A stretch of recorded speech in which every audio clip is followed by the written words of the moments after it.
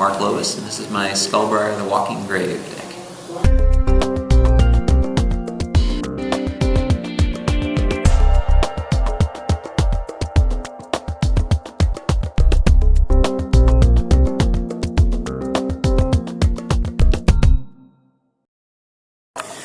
So here we've got Skullbriar. This is a card that I designed when we had a hole coming over from the design team for our green-black legend. And I was looking for something here that was a little different, something a little bit off the beaten path. And when I had this idea that, hey, maybe we can have a guy that continues to grow, but he gains whatever his ability was, whatever he was doing and getting better at, you wouldn't lose that when he died. So that was kind of the genesis for creating this card. And I was like, came across okay, let's kind of put a little bit of a slith ability on the guy and see if we can keep those counters. I want to pass it by the rules guys, and they were like, sure, just as long as it's not going back to your hand or getting shuffled into your library, you're good to go. And I was like, okay. So I was pretty excited about that. So put this deck together to both have something that is good for one-on-one and also good for group games. Springjack Pasture is a great card just for when things are going long.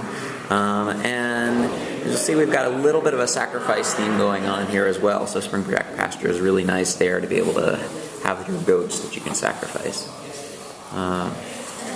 Maze of Ith is basic protection. And Volrath Stronghold is one of my favorite commander cards. Super powerful. You get going in the late game. Anything that you have with coming into play effects, or just things that that you just want to have keep coming back over and over again. Something that's hard to deal with. Typically, people will be able to solve it once or twice, but in the late game, this just gives you that inevitability that you're going to get there.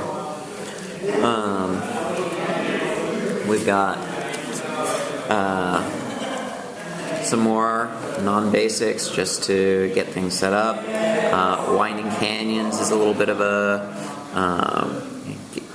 working around some control or something. Just useful extra card. Let's see if we can get through these. Lots of land. A little bit heavy on land in this deck. And so there's a few cycling lands in here as well.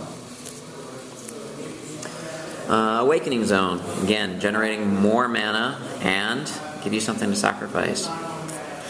Spawn Ride is just a good, fun card. Sometimes it can go crazy if people don't have a solution in earlier. This weekend I had 40 Spawn Ride tokens at the end of one game, and that one went well. That one went just fine. Primordial Hydra, another card that gives you some inevitability. A little slow getting going. People know that it's coming. But a card I designed for M12 was super excited about and wanted to have it in here. Another great place to dump a bunch of mana. Eternal Witness. Some games, this just wins. You get this going with the Volrath Stronghold, and again, you've got that inevitability. Doesn't matter what you need, you just keep bringing it back over and over and over again. The Vows, we've got the Vow of Malice here. These are really fun for when you're getting those larger games and somebody's got something out there and you'd like them to maybe do a little bit of your work for you. Toss this on somebody else's big fatty and watch it go to town, take out some people. You can kind of sit back, build your position while everyone else has to deal with the guy. Super useful. And Grave Pact. As I was talking about that sacrifice theme, a lot of people just can't deal with this card.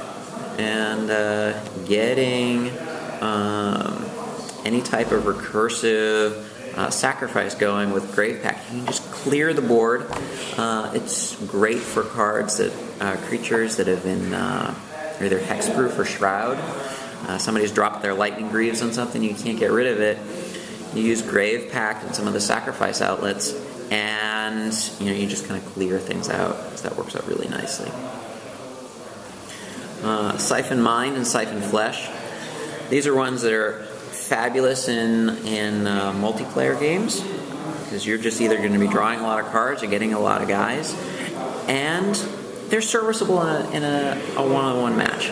And as I like to have this deck to be able to play in either situation, while yes, this is better in a 5-player game, I have no problem drawing it in a 2-player match. Gate to Phyrexia. Here is some old school. You don't see a card like this printed anymore, certainly not in black. But I find that this is one of the best artifact removal spells. Sitting in black, I can just, again, keep sacrificing my guys and to start taking down all of those pesky artifacts one by one. Little bit harder when they deal with this, because then I've got to bring it back with the Eternal Witness. But generally, you get a couple of turns out of this. People are looking at some other juicier targets, or you can sandbag it for a little while and try to draw out some of their removal. Get this thing out there, and it does a ton of work. Again, Fleshbag Marauder, more sacrificing going on, so many commander games that I run into, people have those creatures that you just can't target, and having more ways of getting rid of creatures without targeting is super useful. Worm Harvest. This one I put in here again as some inevitability. Hasn't quite gotten there yet. It's one that I'm kind of thinking about. Not sure if it just hasn't had the right game for it yet, or if it's one that really doesn't quite belong. It's great though because it gives you a large number of creatures that you can just then get rid of them, or attack for a bunch. Crystal Ball and Druidic Satchel.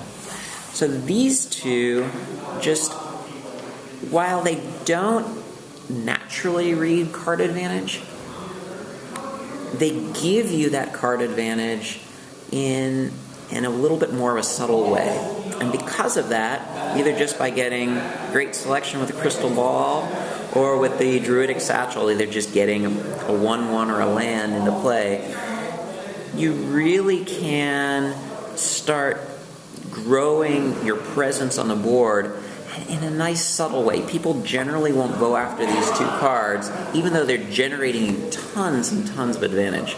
And I really like having those kind of cards in Commander, because people start going after things that are more high profile. Erratic Portal is one of my old favorites. I put this in just about every Commander deck I can. You know, the fact that you get to protect all of your guys, you get to reuse coming into play effects, you get to, people are trying to set up for something big and then they tap out and you start bouncing their stuff. It is just an all-around all-star and super fun to play with. A lot of little things there that people just don't expect. So, very enjoyable card. Dragon Blood is in here simply for Skullbriar. One of the things that's great about Skullbriar is the fact that you can cast him on turn 2, get a couple of hits in, people will deal with him, he'll come back again, but sometimes you're just going to get stuck for a while, right? And Dragon Blood lets you start building him up in a fashion if you're just unable to get through for a while. And maybe you've got to look for some type of a wrath effect to clear off the board, and then you can bring him back.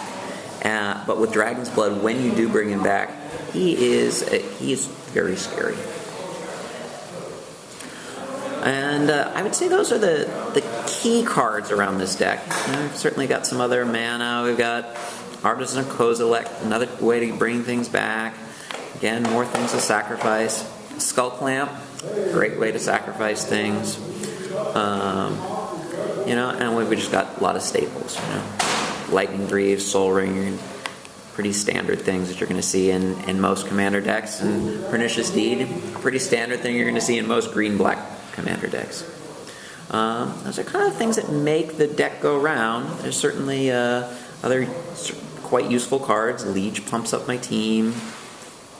Golgari Guildmage, another way to get some more counters on things. Death Mutation. Rather expensive, but it certainly gets the job done and gives you some more food for sacrificing.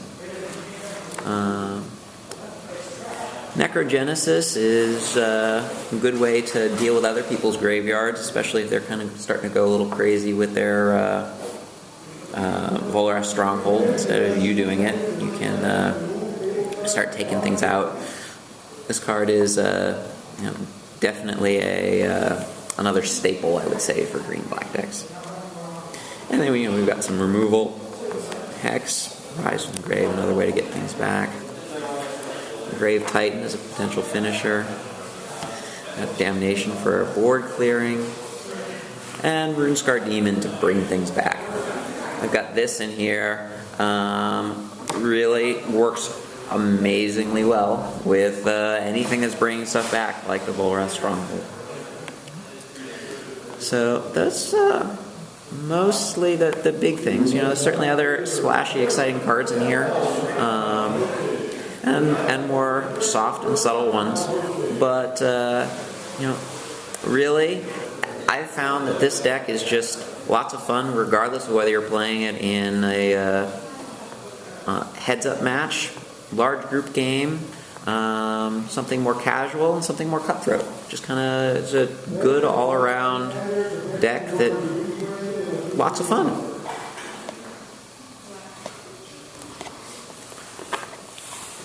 Overrun's a good finisher. Symbiotic Worm, again, gives you lots of guys. Vow, another Vow. Setting up your land. And Garrett Contribute. Thanks for watching CMDR decks. Please subscribe and favorite.